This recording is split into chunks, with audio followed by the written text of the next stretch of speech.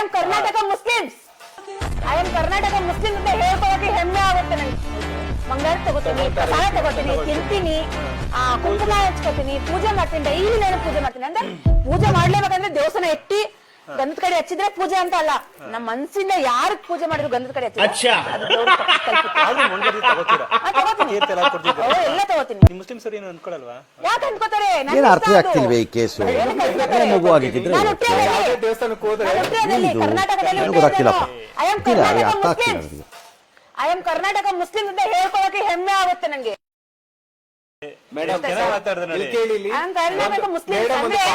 ನಾನು ಅಂದ್ರೆ ಎಲ್ಲಾರು ತಗೊಳ್ಳಲ್ಲ ಆತರ. ಮುಸ್ಲಿಮ್ಸ್ ಅವ್ರು ಯಾರು ಬುರ್ಕಾ ಹಾಕೊಂಡೆ ಓಡಾಡೋ ಹೆಣ್ಮಕ್ಳು. ನಾನು ಒಂದು ಕಲೆಗಾರಿ, ನಾನು ಶೂಟಿಂಗ್ ಅಲ್ಲಿ ಕೆಲಸ ಮಾಡ್ತೀನಿ. ಶೂಟಿಂಗ್ ಅಲ್ಲಿ ಕೆಲಸ ಮಾಡುವಾಗ ನಾನು ಬೊಟ್ಟು ಇಗ್ಬೇಕು, ಕುಂಕುಮನೂ ಇಗ್ಬೇಕು, ಪೂಜೆನೂ ಮಾಡ್ಬೇಕು. ಅದು ಶೂಟಿಂಗ್ ಅಲ್ಲಿ ಮಾತ್ರ. ನಮ್ಮನೇಲಿ ನಾನು ಹಾಕೊಂಡು ತಿರ್ಗಲ್ಲ. ದೇವಸ್ಥಾನ ಹೋಗ್ಬೇಕಾ ಅಲ್ಲಿ ತಗೊಂಡ್ತೀನಿ, ಮಂಗಳಾರ ತಗೋತೀನಿ, ಬೊಟ್ಟು ಇಕ್ಕೋತೀನಿ, ಕುಂಕುಮ ಇಕ್ಕೋತೀನಿ. ನಮ್ಮನೇಲಿ ಬಂದಾಗ ನಾನು ನಮಾಜಿನೂ ಓದ್ತೀನಿ. ನಾನು ನಮಾಜ್ ಓದ್ತಾ ಇದೀನಿ, ನಾನು ನಮಾಜ್ ಓದ್ತಾ ಇದೀನಿ ಅಂತ ಜನಕ್ಕೆ ತೋರ್ಸಲ್ಲ, ಆ ದೇವ್ರಿಗೆ ತೋರಿಸ್ತೀನಿ. ಆ ಅಪ್ಪ ನೋಡಿದ್ರೆ ಸಾಕು ನನ್ಗೆ, ಜನ ನೋಡೋದ್ ಬೇಡ ನನಗೆ. ನಾನು ಎಲ್ಲ ದೇವರು ಕೈ ಮುಗಿತೀನಿ. ನಾನು ನೋಡಿಲ್ಲ ಯಾವ್ದವ್ರು ಹೆಂಗೆ ಬಂದು ನನ್ ಮುಂದೆ ಮಾತಾಡೋರ ಅಂತ. ನಮ್ ದೇವ್ರು ಇದೆ, ಅಲ್ಲಾನೇ ಹಿಂದೂನೇ ಅಂತ ನಾನು ನೋಡಿಲ್ಲ. ನಮ್ಮಮ್ಮ ಉರ್ದು ಮಾತಾಡಿದ್ರೆ ನಾನು ಉರ್ದು ಮಾತಾಡಿದೆ.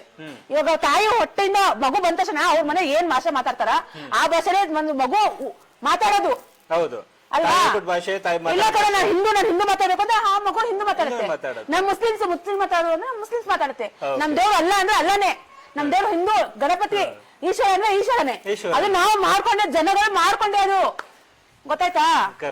ಎಲ್ಲ ದೇವರು ಒಂದೇ, ಒಂದೇ ನಾಡು, ಒಂದೇ ಕುಲವು, ಒಂದೇ ದೇವವು. ಅದನ್ನ ಪೂಜಿಸಲ್ಲ ನಾನು.